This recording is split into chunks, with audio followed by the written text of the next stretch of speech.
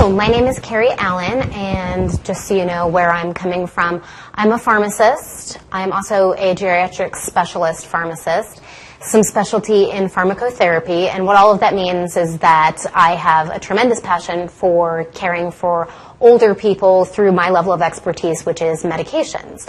So we don't always get a chance to talk about medications as much as I might like as a pharmacist, but here's a chance for us to talk about the updated Beers criteria.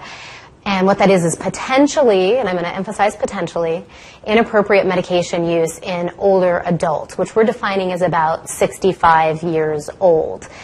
If you are unfamiliar with the Beers criteria, we're going to go through that. And if you are totally familiar with it, we are going to maybe emphasize some of the changes and reiterate some of the things that we forget about or we just get so inured to. So if you're a caregiver, or you're a nurse, or you're a practitioner, or you're a pharmacist, this is all applicable to you, and I'm going to try to speak to all levels and not be confusing. Some places you can go is the website www.americangeriatrics.org. This is the American Geriatric Society. They have amazing information, and they've partnered with the people who do the Beers criteria to give you a lot of resources and to disseminate this to a lot more people, and that's what we're all about teaching you today. There's a smartphone app for the Beers criteria that I have. It's free.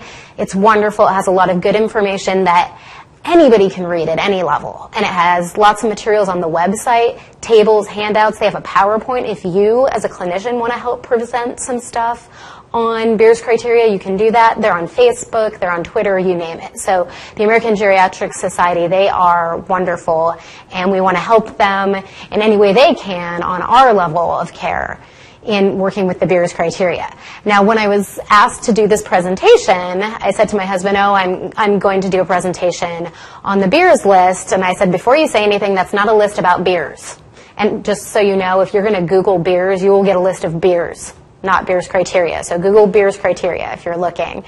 But he said to me, I know that's not a list about beers. That's the list of medications that you're not supposed to use very much in older people because it can hurt them. And I thought to myself, my husband, who's a 6th grade social studies teacher, knows this because I must talk about it so much all the time at home that it's that important in my life that I didn't even realize it.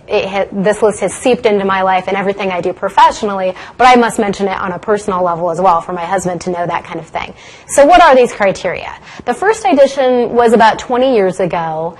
It was for nursing homes specifically, and I want you to think in your head about those frail people way back in the day who were chained and tied to radiators, who were kept in plastic bags at night so people wouldn't have to change their diapers, who were forced to room with people off the street just so the facilities could get money, who were chemically restrained, given so many chemicals that they were drooling and non-functional. I want to put that picture in your head, because that's what we're aiming for. Now, we're way away from that now, but there's still some elements that we want to worry about. And this was meant originally to give guidance to nursing homes about medications that may do more harm than good in these vulnerable older adults. And that's what I'm thinking in my head when I think vulnerable. I never want that to happen to anyone. The last revision before this 2012 edition was in 2003. And then now in 2012, I'll explain a little bit more of what they've done. But it's, again, potentially inappropriate medications. I'm going to call them PIMS, in individuals 65 and older. Now, this isn't related to the Beers criteria, but I did want to mention older is not just 65. We're coming out with all this information related to medications that have to do with 60, 62 years old, ages where you're thinking, is this elderly? Do I need to worry about it? And it really depends on the person and the situation. But for example, Celexa, the generic name of which is citalopram, it's an SSRI, which is a medication that's meant to increase your serotonin specifically and make you feel calm and less depressed.